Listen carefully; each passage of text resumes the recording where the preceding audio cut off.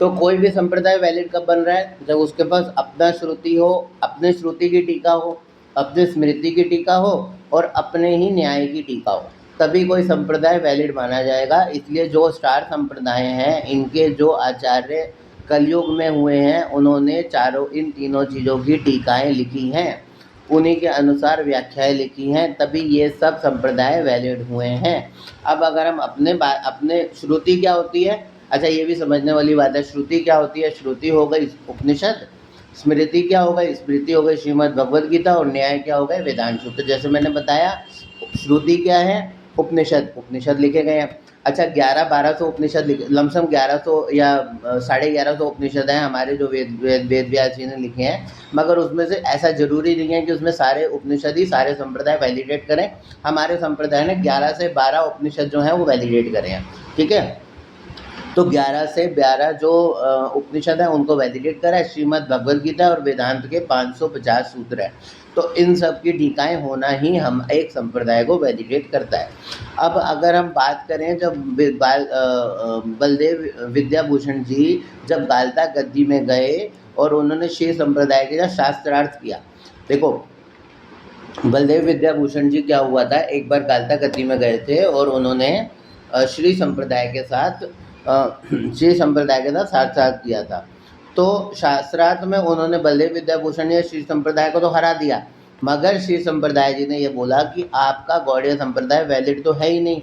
तो बलदेव विद्याभूषण जी ने 7 दिन का समय लिया और उन्होंने 7 दिन का समय मांगा और 7 दिन के अंदर उन्होंने भाष्य का प्रकाशन किया। उस भाष्य को कहते हैं गोविंद भाष्य। गोविंद देव जी की कृपा से उन्होंने गोविंद भाष्य की स्थापना करी, तब हमारा संप्रदाय माना गया। ठीक है, एक बार और बताता हूँ। बलदेव विद्याभूषण जी ने गाल्ता गद्दी में जब गए तो श्री संप्रदाय से उनका शास्त्रार्थ हुआ। शास्त्रार्थ होने के बाद उन्होंने ये बोला कि आपका संप्रदाय वैलिडिटी तो है ही नहीं, क्योंकि इसमें देखो प्रश्न वही उठा कि इसमें सबकी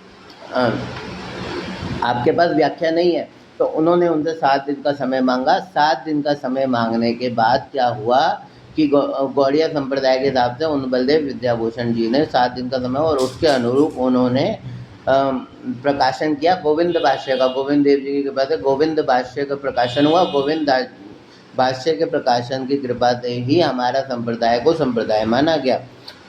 तो उन्होंने फिर, अगर आप आज भी लेने जाएंगे तो बलदेव विद्याभूषण जी की गीता की टीका भी मिल जाएगी। और उपनिषदों में से 1100 उपनिषद है, जैसे मैं आपको बता चुका हूँ। उसमें से हमारे संप्रदाय ने 11 से 13 उपनिषदों को मान्य किया है, और इन्हीं उपनिषदों की टीका है और गीता की टीका है और वेदांत सूत्रों की टीका है। ठीक है, इसीलिए हमारे जो संप्रदाय को है उसको वैलिडेट माना गया है। अब मैं थोड़ा सा बुक में से व्याख्या प्रस्तावना लूँगा, जिसके पास ग्रंथ है थोड़ा सा ग्रंथ पढ़ लीजिए। तो हम कहाँ तक पढ़ चुके थे? विश्व में वेद ही सबसे प्राचीनतम ग्रंथ है।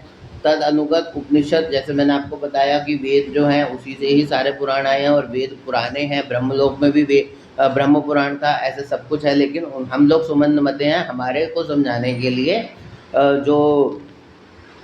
जो वेद व्यास जी आए उन्होंने उन सब की व्याख्या, उपव्याख्या और सब कुछ उन्होंने, जैसे कि सबसे पहले पुराण बताए, और सबसे पहले वेद था एक सामवेद। वेद से 3 वेदों को अलग अलग किया, एक में मंत्र किए, एक में स्तुति करी, एक में अलग अलग ऐसे ही उनको पार्ट पे डिवाइड किया, क्योंकि उन लोगों को पता था हम लोगों ने फंस जाना है और फंस ऑलरेडी चुके हैं। तो इसलिए उन्होंने क्या किया, सबको सेग्रीगेटेड किया। सेग्रीगेटेड करने के बाद उन्होंने, अब पता था कि अभी भी इन लोगों की हमारे जो कलयुग है इन सबको समझ नहीं आने वाला, तो उन्होंने उपाख्यान के साथ, ताकि इसमें मायावाद जो है उसका असर कम रहे, इसलिए उपाख्यान के साथ उपनिषदों की व्याख्या करी। उपनिषदों की व्याख्या करने के बाद उन्होंने और उसको सेग्रीगेट करने के लिए पुराण किए। उसमें से फिर उपनिषदों में से सूत्र निकाले, जिसको ब्रह्म सूत्र बोला गया। 550 फार्मूलाज निकाले, जिसको ब्रह्म सूत्र बोला गया। फिर उसको और सेग्रीगेट करने के लिए पुराण आए, फिर उसको और सेग्रीगेट करने के लिए उपपुराण आए। फिर इतिहास भी है हमारे पास, जिस रामायण महाभारत की श्रेणी में इतिहास आते हैं। तो कहने का मकसद है कि इतना सेग्रीगेट उन्होंने चीज़ों को कर दिया था। लेकिन इसका मतलब ये नहीं है कि आज से 5000 साल पहले जब वेद व्यास जी ने वेदों को लिखा है तो तभी आए हैं। नहीं, अनंत है, उसका कोई अंत नहीं है, ना समझने में ना फिर उसको आने में उसका कोई क्योंकि ब्रह्म जो वेद जो है वो ब्रह्म की श्वासों से वेद आए हैं, तो इसलिए यहाँ पे बताया कि विश्व में वेद ही सबसे प्राचीनतम ग्रंथ है।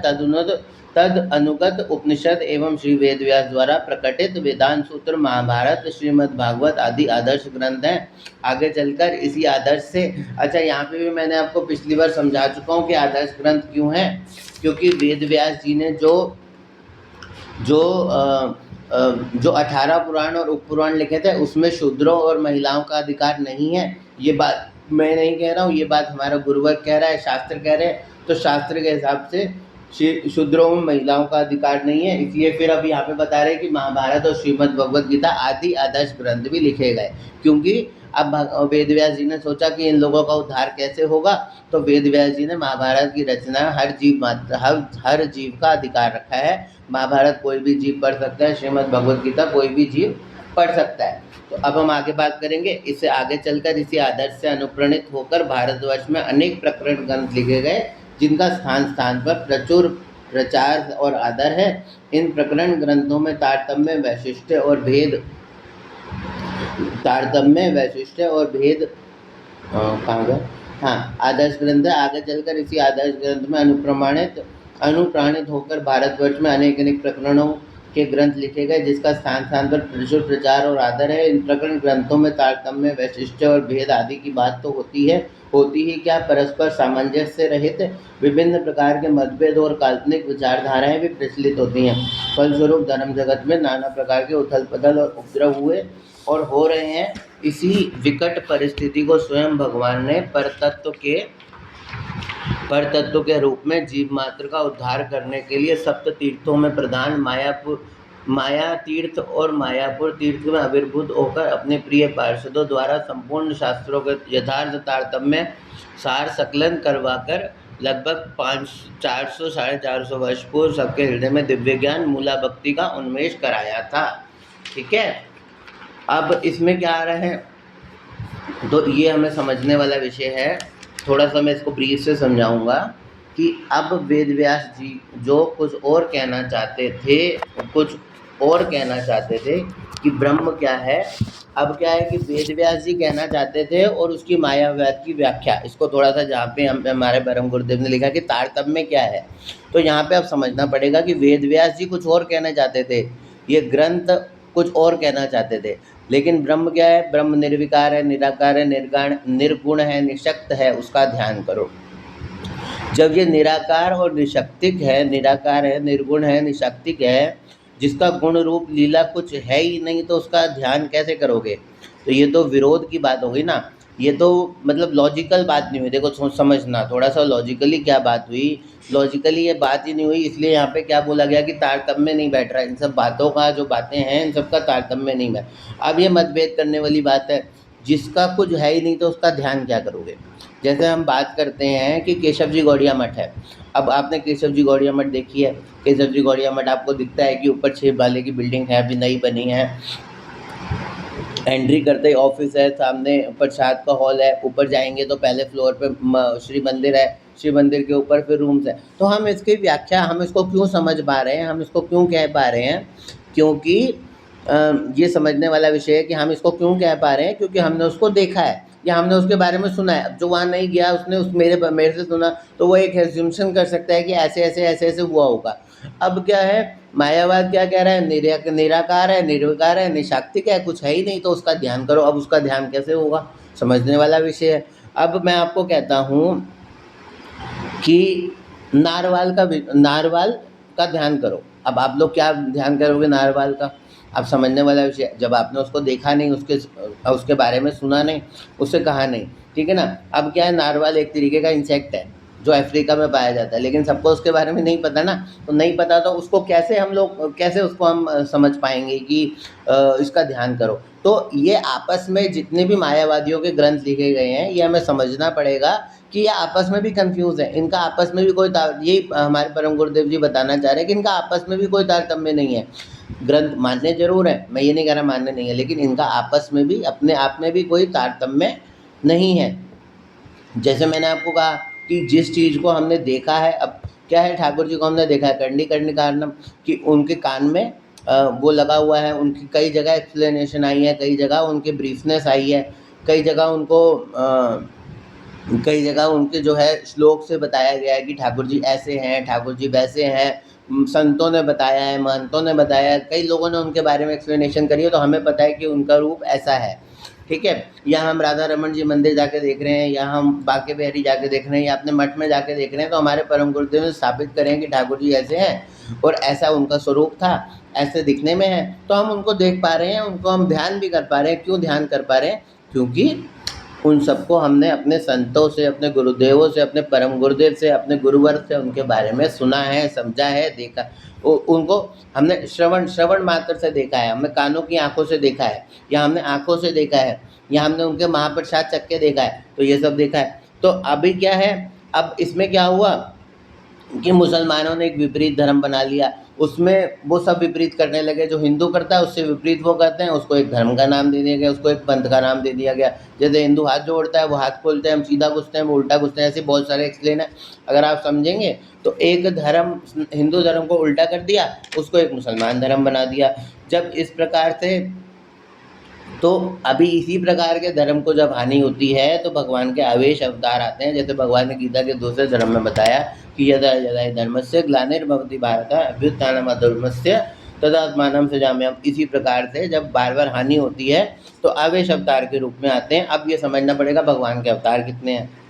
तो भगवान स्वयं जन्म नहीं लेते, कई बार ऐसा नहीं कि हर बार स्वयं जन्म ले रहे हैं। यदा यदा हि धर्मस्य, भगवान बहुत सारे आवेश अवतारों के रूप में, कल्प अवतारों के रूप में, बहुत सारे रूप में धर्म ले रहे हैं। अब ये पार्ट में आज इसी की कथा को यहीं विश्राम करूंगा, क्योंकि आज की कथा मुझे लगा था थोड़ा सा हैवी है, बट मैं आप लोगों को 2 बार समझाऊंगा कि भगवान के अवतार कितने होते हैं। ये बात समझने वाली है, बड़ा ब्रीफ विषय। अगर आप हो सके तो इसको लिख लीजिएगा ज़रूर कि भगवान के अवतार कौन कौन से हैं और कौन कौन से अवतार किस किस प्रकार के अवतार हैं और कब कब होते हैं। इसको मैं थोड़ा सा एक जो सृष्टि की स्टार्टिंग है उससे आपको समझाने का विषय करूँगा, कि ताकि आपको समझ आए कि आवेश अवतार क्या होता है, मनवंतर अवतार क्या होता है, कल्प अवतार क्या होता है।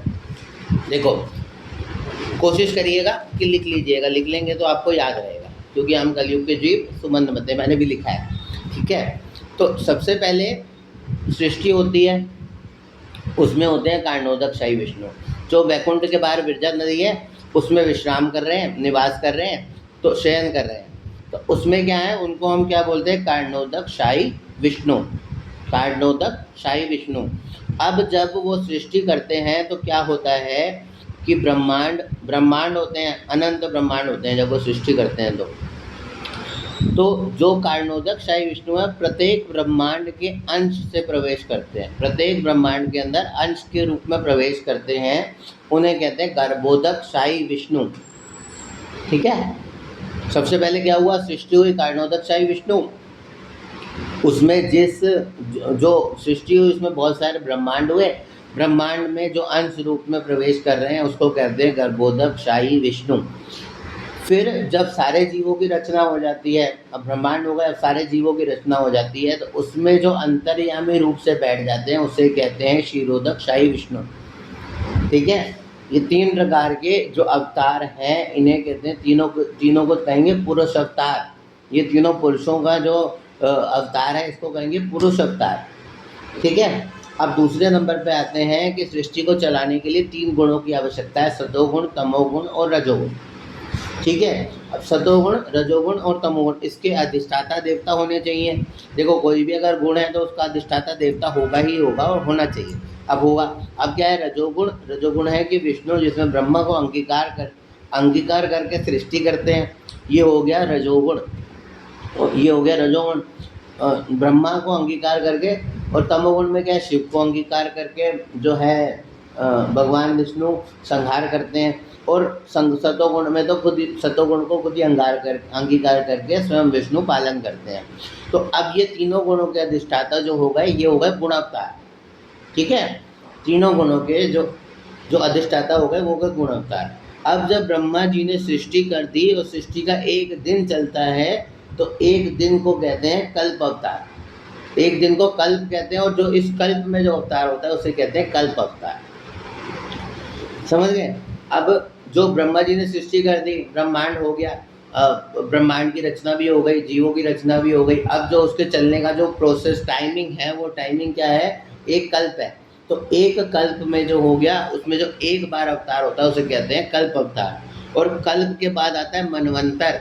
एक कल्प के बाद आता है मनवंतर। एक कल्प के अंदर 14 मनवंतर होते हैं, ठीक है। जो प्रत्येक मनवंतर में अवतार होते हैं उन्हें कहते हैं मनवंतरा अवतार, ठीक है। फिर एक मनवंतर के 71 चतुर्युग होते हैं। एक मनवंतर में 71 चतुर्युग होते हैं। जो इन युगों में अवतार होते हैं उन्हें कहते हैं युग अवतार, ठीक है। उसके बाद जो मैंने भी बताया, उसके बाद जो आवेश अवतार में बताया गया, जैसे कि यदा यदा हि धर्मस्य ग्लानिर्भवति भारत अभ्युत्थानम धर्मस्य तदात्मानं सृजाम्यहम् भगवान ने कहा। तो इसमें जरूरी नहीं है कि भगवान हर बार जन्म लेंगे। भगवान क्या करते हैं, अपने जो शक्ति का संचार किसी पुण्य आत्मा में कर देते हैं, तो उसको क्या कहते हैं हम, आवेश अवतार। आवेश अवतार जैसे कि हमारे आवेश अवतार के रूप में हुए हैं, अगर मैं एग्जांपल लूँ तो बहुत सारे हुए। जैसे हमारे वेद व्यास जी आवेश अवतार हैं, और हमारे पृथु जो महाराज पृथु हैं वो आवेश अवतार हैं, और हमारे जो परशुराम जी हैं वो आवेश अवतार हैं, ठीक है। तो इसी प्रकार से ये 6 प्रकार के अवतार जो हैं वो मुख्य हैं, जो हमें समझना चाहिए। वैसे तो मेरे हिसाब से 14 प्रकार के अवतार हैं, लेकिन ये मुख्य जो हैं 6 प्रकार के अवतार जो हमारे गुरुवर्ग ने हमें बताए हैं, ठीक है।